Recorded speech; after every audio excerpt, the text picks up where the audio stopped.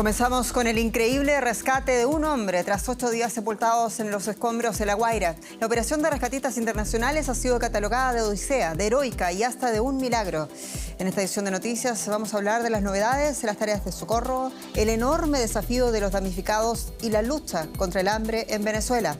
Soy Jenny Pérez, aquí en Berlín para Deutsche Welle. Destacamos. Tras 114 horas de trabajo continuo, los rescatistas de 10 países lograron salvar a Hernán Gil, un cuidador de uno de los edificios siniestrados en La Guaira. Los terremotos de Venezuela dejaron 2.300 muertos según el último parte oficial. El gobierno de coalición de Alemania presentó un paquete de 34 reformas económicas para impulsar el crecimiento y reforzar la competitividad del país. Las medidas incluyen cambios en pensiones, impuestos y legislación laboral. Y la Corte de Justicia de la Unión Europea confirma una multa de 4.000 millones de euros contra Google. Se trata de la mayor sanción antimonopolio de la historia de Europa. Se lo contamos.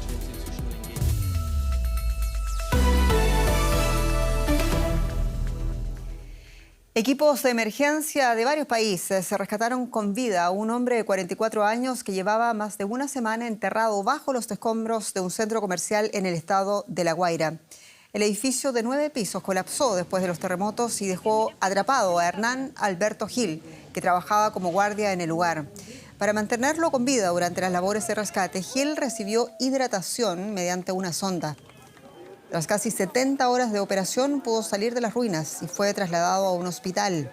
Según rescatistas chilenos, se encontraba en buenas condiciones. La Guaira, la zona costera próxima a Caracas, concentra algunas de las escenas más devastadoras, pero también emotivas, tras los terremotos que sacudieron el norte de Venezuela. Y la de hoy fue una de ellas. El reporte desde el lugar de nuestro corresponsal Álvaro Algara. Es el epicentro del dolor. El estado de La Guaira, militarizado y declarado zona de desastre, muestra cicatrices dantescas. Los rescatistas trabajan sin descanso contra un enemigo silencioso, el tiempo. Es una tragedia, una catástrofe mayor. Es impresionante que en este barrio encontremos prácticamente todos los edificios de más de 4 niveles con severos daños irreparables, y los que lograron permanecer en pie no son recuperables. Es muy lamentable y se requiere muchísima ayuda. La ayuda internacional sostiene la búsqueda a contrarreloj, sumado a los cientos de rescatistas, muchos de ellos voluntarios. Más de 1.000 toneladas de asistencia humanitaria intentan aliviar a la población. Sin embargo, los familiares de personas que se encuentran aún bajo los escombros exigen más apoyo. Y hemos trabajado los puros familiares, nosotros no hemos tenido ayuda. Mi familiar fue encontrado el viernes y todavía lo tengo aquí porque no hay ningún apoyo. Tengo ahí entes, aquí no llega PTJ y así como llega se va. Tengo a mi hija, la tengo ya descubierta y aún no me vienen a levantar el cadáver. ¿Quiénes fueron? ¿Su hija? Y mi hija y su esposo. ¿Qué necesitamos? Necesitamos de todo. Necesitamos insumos, necesitamos tapabocas de estos, necesitamos agua, hielo, alimento, almuerzos para los operarios. Estamos buscando aproximadamente 11 personas. En mi caso yo estoy buscando a mi madrina, a mi padrino y al bebé. Pues las labores como han transcurrido, complicado decirlo, porque los primeros días con la desesperación de quererlos conseguir con vida, de tener fe, esperanza, entonces estábamos todos los familiares y vecinos buscando, tratando de conseguir, pero muy difícil la tarea. Y ahorita con las máquinas que nos estamos apoyando un poquito más, con un poquito más de fe que lo podamos conseguir. Las réplicas no han cesado y superan la magnitud 4. Obligan a suspender temporalmente los rescates por seguridad. Según la ONU, hasta 50.000 personas siguen desaparecidas y el riesgo sanitario de alguna epidemia sigue latente. El umbral biológico de supervivencia humana tras un sismo es, según especialistas, de 3 a 7 días, sin agua, aunque existen casos documentados de rescates de sobrevivientes tras 9, 15 o incluso más días. Y uno de los expertos socorristas que estuvo trabajando en la coordinación de rescate de La Guaira se llama Ezequiel Gallardo, es oficial de enlace USAR de Bomberos de Chile y nos recibe hoy en directo desde La Guaira, Venezuela. Ezequiel, muy bienvenido y gracias por hablar con Deutsche Welle en estos momentos. Comienzo preguntándote qué condiciones hicieron posible este increíble rescate de hoy en La Guaira a 8 días de la catástrofe. Mira, como muy bien decía la nota, hoy día rescatamos a una persona luego de 7 días pasado el terremoto, cuando estamos en el límite de encontrar o de la probabilidad de sobrevida. Sin embargo, nosotros tuvimos un hito 2 días atrás, en el día 5, en donde nosotros ya habíamos comenzado los intentos de rescate de esta persona y habíamos podido lograr en uno de los túneles que construimos pasar primero una cámara que nos permitió confirmar que ese era el lugar indicado porque pudimos ver a la persona y luego pasar una sonda donde nuestro equipo médico pudo hidratarla, pudo pasarle sales también, minerales y además poder empezar a pasarle también aporte calórico. De esta forma pudimos prolongar su tiempo y cambiar esta estadística de los 7 días. Hoy día logramos a los 7 días el rescate, pero la verdad es que la condición médica de la persona que rescatar era mucho mejor de lo esperado. Ezequiel, bueno, ¿qué dice la experiencia de este rescate de hoy para los cientos y también de miles de desaparecidos bajo los escombros en La Guaira, donde te encuentras? Bueno, sabemos que la estadística dice que a medida que van disminuyendo, o sea, van pasando los días, disminuye la probabilidad. Sin embargo, los equipos de rescate seguimos buscando personas vivas hasta que se determine por parte del país local que las labores de rescate se han terminado y se va a pasar a labores de recuperación de cadáveres. ¿Y cómo se organizan ustedes también para decidir cómo comenzar un rescate y también cómo priorizar las operaciones? La priorización de las operaciones escapa de nuestro alcance. Nosotros estamos adscritos a un sistema internacional llamado ISARAC, en donde tenemos normas y estándares internacionales de trabajo. Entonces, cuando nosotros fuimos desplegados en esta ayuda humanitaria, nos pusimos a disposición de la célula de coordinación de equipos USAR. Y es la célula de coordinación la que nos entrega las distintas tareas y nos asigna los sitios de trabajo. Cuando llegamos al sitio de trabajo va a depender de los desafíos que encontremos en particular, la forma en cómo vamos a abordar el sitio. Por ejemplo, en el rescate que acabamos de hacer, cuando llegamos hace 3 días a ese sitio, se escuchaban voces, por lo tanto se suponía que había alguien vivo. Sin embargo, el colapso de un edificio de 9 pisos marcaba gran cantidad de escombros sin saber en dónde específicamente se encontraba la persona viva. Por lo tanto, era buscar una aguja en un pajar. Entonces claro, ahí nuestro equipo técnico de búsqueda técnica puso nuestros equipamientos, sonares y equipamientos de amplificación y utilizamos nuestras cámaras y pudimos hacer una triangulación que nos permitió más o menos calcular el lugar donde se encontraba la persona. Construimos un túnel y cuando llegamos al lugar donde creíamos que estábamos sobre la caseta de la persona, hicimos una perforación y pudimos confirmar que efectivamente habíamos hecho unos buenos cálculos y habíamos llegado al lugar correcto para poder al menos tener esta comunicación con la persona y le permitió a nuestro equipo médico poder hidratarla y de esta forma poder mejorar su estado y de esta forma prolongar su expectativa de vida.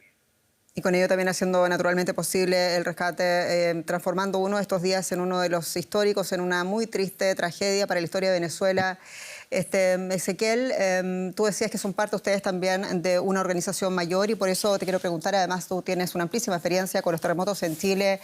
¿Puede el pueblo venezolano confiar en la coordinación y también el manejo que se está haciendo de las operaciones de rescate de las víctimas?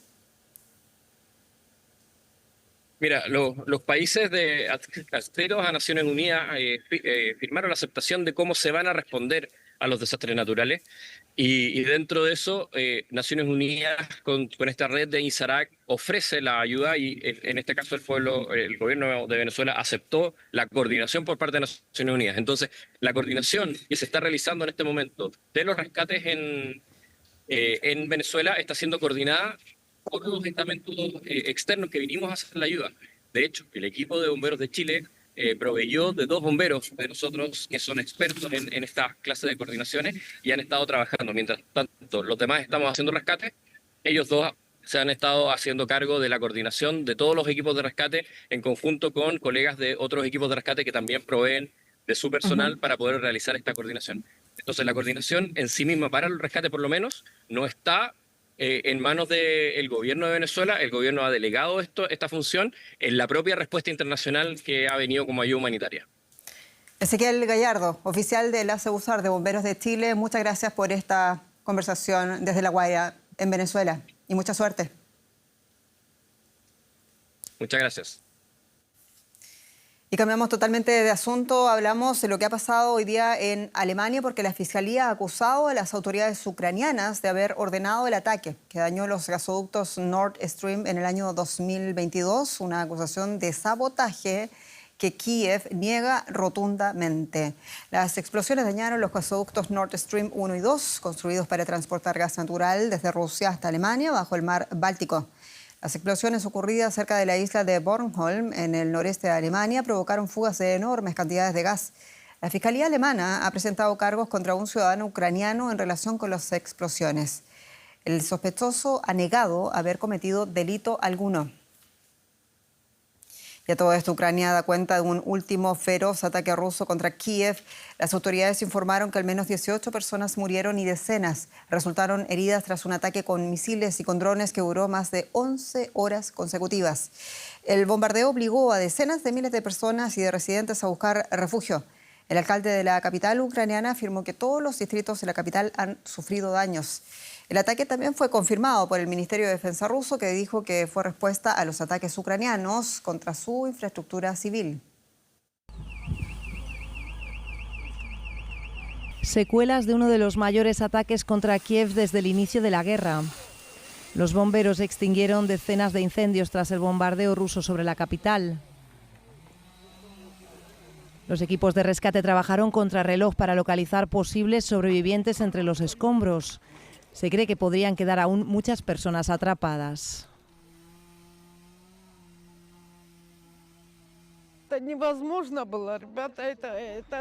Era inimaginable. El ruido era tan aterrador que pensamos que nuestro edificio había sido alcanzado. Tienes miedo de que todo se derrumbe, de quedar sepultado por escombros. Fue aterrador, absolutamente aterrador. Según la Fuerza Aérea de Ucrania, Rusia atacó Kiev y otras ciudades con decenas de misiles y casi 500 drones. Los bombardeos forzaron a miles a buscar refugio en el metro de Kiev. Antes venía mucho al refugio y fui haciéndolo cada vez menos.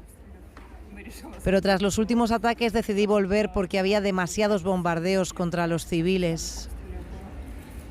Las autoridades habían advertido a los habitantes de Kiev que debían prepararse para un ataque después de que Ucrania intensificase su estrategia contra suministros energéticos rusos. Esos ataques han causado daños considerables en la Crimea ocupada y en el interior de Rusia, como este que vemos en imágenes que alcanzó una refinería de petróleo en Moscú hace 2 semanas. Vladimir Putin admitió que estos ataques generaron problemas y provocaron una escasez generalizada de combustible. Y nos detenemos un momento en política alemana porque el gobierno de coalición de este país ha presentado un amplísimo paquete de reformas en materia de pensiones, impuestos y legislación laboral, junto con medidas para reducir la burocracia. El canciller Friedrich Merz afirmaba que estas medidas están diseñadas para impulsar el crecimiento y el empleo y también la competitividad, manteniendo al mismo tiempo las garantías de bienestar social. Sin embargo, hay críticas. El nuevo paquete de reformas se había hecho esperar y el canciller Friedrich Merz aprovechó su presentación para remarcar sus metas.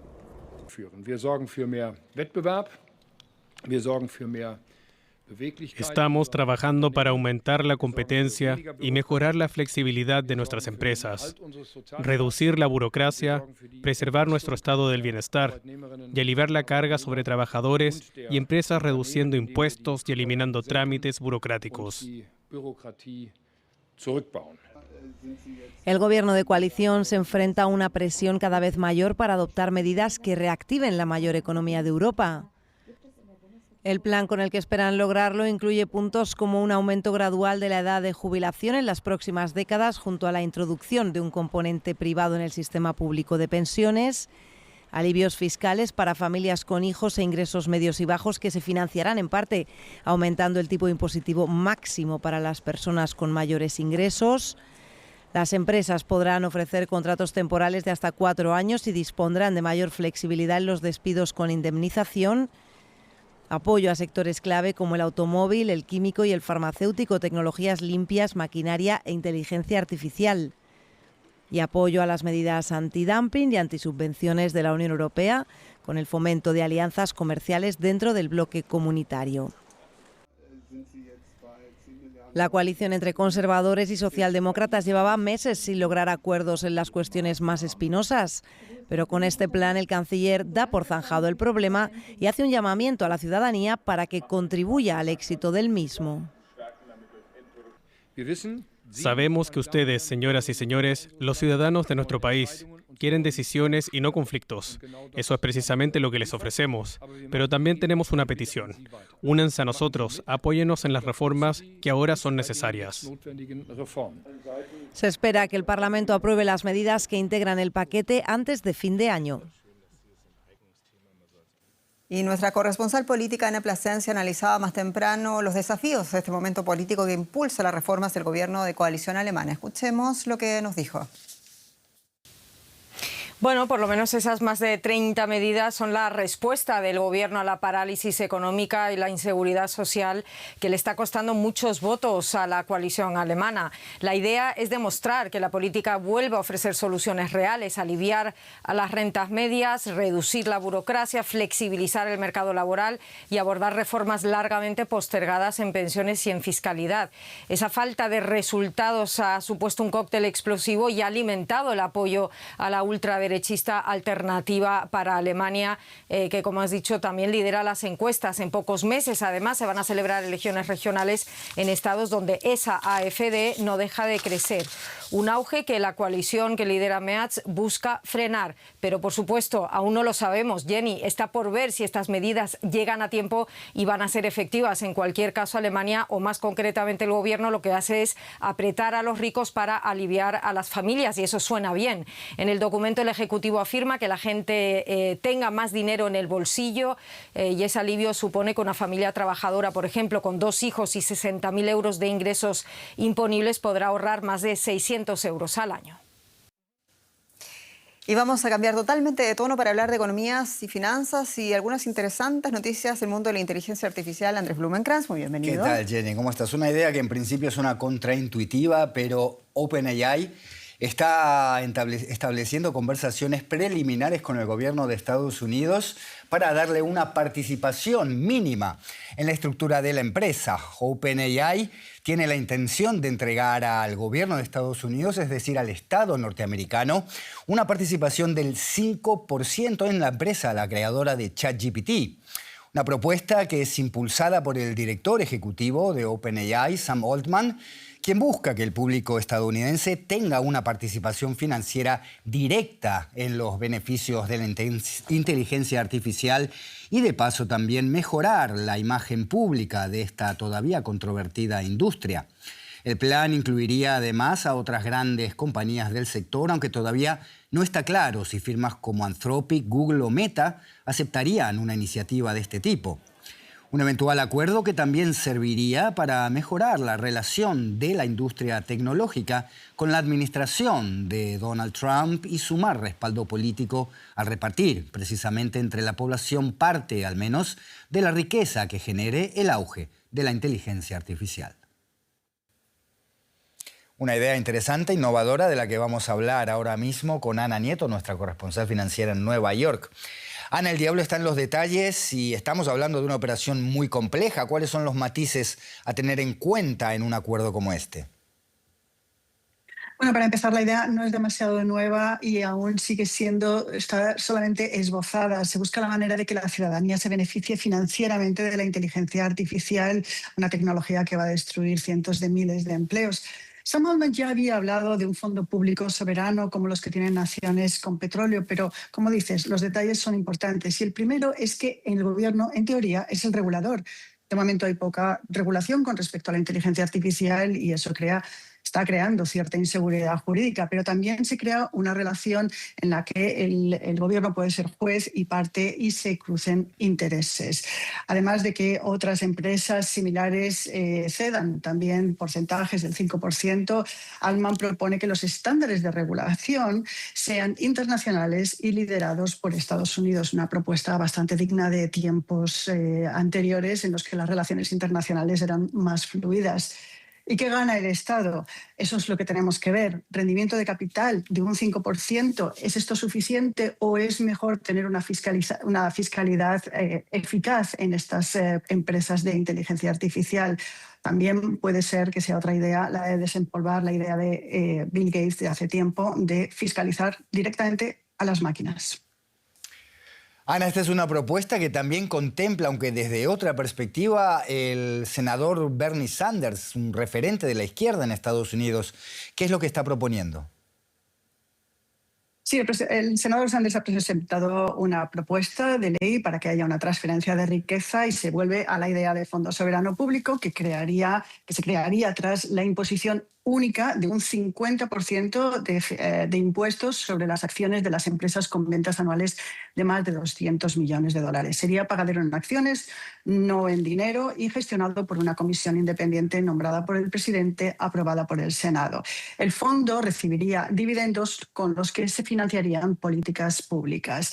Es un marco de trabajo que también abre bastantes cuestiones y que será muy difícilmente que pase por el Congreso, ya que conferiría la mitad de la propiedad de la mitad de las empresas al Estado. Y esto podría dictar las directrices de las compañías y seguir creando estos intereses cruzados. Ana Nieto, en Nueva York, gracias por estas informaciones. Gracias. Google va a tener que pagar la multa más alta en la historia de la Unión Europea. La justicia del bloque dio la razón a los reguladores que consideraron las prácticas de Google contrarias a la competencia. Todo se reduce a la preinstalación de Google Chrome y Google Search en los teléfonos móviles. En 2018, los reguladores europeos alegaban que la compañía había abusado de la posición dominante de su Android al exigir a los fabricantes de teléfonos inteligentes que preinstalaran ambos programas. El resultado fue la multa antimonopolio más alta de la Unión Europea. Google apeló afirmando que el caso era infundado ya que los usuarios eran libres de descargar aplicaciones rivales. El tribunal, Sala Segunda, en primer lugar desestima el recurso de apelación. En segundo lugar, ordena a Google LLC y a Alphabet Inc. que asuman sus propios costos y paguen los gastos incurridos por la Comisión Europea. La sentencia implica que Google ahora debe pagar más de 4.000 millones de euros. El gigante tecnológico ha estado en la mira de la Comisión Europea por varias supuestas prácticas antimonopolio. El año pasado, la Comisión multó a Google por casi 2,5 mil millones de euros por prácticas anticompetitivas en su publicidad en línea. Ahora, los reguladores de la Unión Europea están investigando otras grandes empresas tecnológicas como Apple, Facebook y su empresa matriz Meta. Estas investigaciones han causado muchas tensiones con Washington. El presidente Donald Trump ha acusado a la Unión Europea de atacar injustamente a las tecnológicas estadounidenses y ha amenazado con imponer aranceles en represalia. En pleno Mundial de Fútbol, México enfrenta una batalla paralela fuera de las canchas, la lucha contra la falsificación de mercancía y los fraudes vinculados con el torneo. Según la Cámara de Turismo de la capital mexicana, donde fueron programados 5 partidos del Mundial, la piratería venderá productos por unos 23 millones de dólares. México figura cuarto entre los países con mayor consumo y comercialización de productos pirata en el mundo. En los mercados informales, las autoridades mexicanas y la FIFA han intensificado operativos de control. El Mundial de Fútbol es fiesta y alegría para los aficionados, como estos mexicanos celebrando la victoria de su selección, el Tri. Al mismo tiempo se juega otro partido millonario, el de las falsificaciones. En Ciudad de México, uno de sus escenarios principales es el famoso mercado de Tepito. También las calles aledañas que conectan directamente con el Zócalo, donde se celebra la FIFA Fan Festival, la sede oficial del Mundial 2026. Esta es G5, de aquí, de meramente Tepito, de donde es la tradicional. Venden un chingo y venimos de Estados Unidos. Entonces dijimos, aquí agarramos una camisa más barata. Una camiseta oficial puede costar hasta 3,000 pesos mexicanos, unos $170. En el mercado informal, por unos 300 pesos, los aficionados pueden llevarse incluso la equipación completa. Pero este comercio está en el punto de mira como parte de las acciones de protección a la propiedad intelectual de la FIFA y la estrategia denominada Operación Limpieza, impulsada por la Secretaría de Economía del Gobierno de México. Si pasan de repente, amiga, los de gobierno y no nos dejan vender. Pero nos quitamos cuando pasan. Sí. En Tepito, la mayoría de los comerciantes no quieren dar declaraciones y prohíben grabar en sus establecimientos. El mercado ilegal, sin embargo, no se limita al plagio de artículos de vestir ni tampoco a México, como explica este abogado especializado en Derecho Deportivo Internacional. Hoy los megaeventos deportivos tienen piratería en temas de jerseys, logotipos, mascotas, transmisiones, ¿no? Todo lo que hemos visto que recientemente con esta Copa del Mundo en 2026 en México, Canadá y Estados Unidos es que no es un tema que nada más acoja, por ejemplo, a México. FIFA está preocupado en los tres países, en las 3 latitudes, y es importante que ellos entiendan cuál es el ecosistema finalmente de la piratería dentro de estos países y luego cómo va a interactuar con la competición como tal. Hasta ahora, el Instituto Mexicano de la Propiedad Industrial asegura haber decomisado casi 100,000 productos falsificados relacionados con el evento, además de promover la baja de 140 transmisiones ilegales en Internet. Pero hacer cumplir la ley también implica entender los contextos culturales. Ahí es donde está la parte interesante porque, por un lado, preservo lo más íntegro de este juego, que son todos los derechos de quienes hacen posible una competición de esta naturaleza, pero no puedo dejar de lado a mi afición. Y es que la realidad económica de la población dista mucho de los precios establecidos. Comprar una camiseta oficial equivale a casi 10 días del salario mínimo en México. Pero pues es para lo que le alcanza a la gente de México. No alcanzo para más. El chiste es representar a México con lo verde. Erradicar completamente la piratería es una misión imposible, según los expertos, pero organizadores y gobiernos pueden apostar por ofrecer alternativas legales y asequibles. Como estás colaborando conmigo, trato de darte algo que sí aluda a la Copa del Mundo porque eres parte de mis colaboradores. Entonces te doy playeras alternas, te doy playeras que a lo mejor van a salir desde el lado de gobierno, y ahí es donde hay que empujar. En cada gran evento deportivo se disputa también el control de su mercancía. Hasta aquí las noticias en DW, pero volvemos pronto. Pregunta, ¿a dónde va a ir a dar ese dinero? ¿A qué parte del crimen organizado, no? Nos despedimos. Muchas gracias por su sintonía y hasta pronto.